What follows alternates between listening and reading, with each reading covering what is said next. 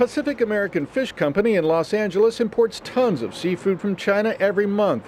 Shipments like these of eel and catfish from China are now under much closer scrutiny due to a new government alert calling for special screening of Chinese seafood imports.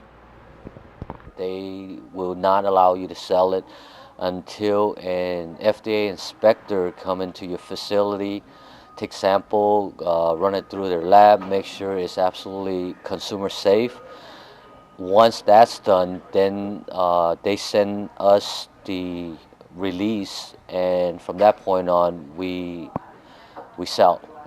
The import alerts went into effect in June amid concerns from federal officials that some of the millions of pounds of seafood coming into the U.S. from China could pose long-term health risks. It's the Food and Drug Administration that inspects seafood coming to U.S. shores, and when the FDA issues an import alert, it's supposed to stop every shipment, making sure importers test it before it gets sold. Despite the tighter safeguards, there are signs that tons of suspect Chinese seafood have made it to U.S. store shelves and American homes without testing.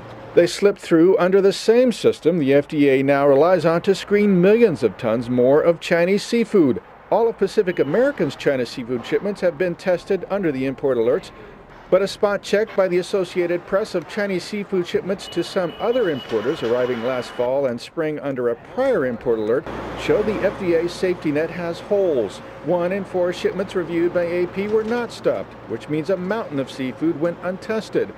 While no illnesses have been linked to the alerts, critics warn that the FDA is unable to meet its own pledge to screen ever more amounts of Chinese seafood.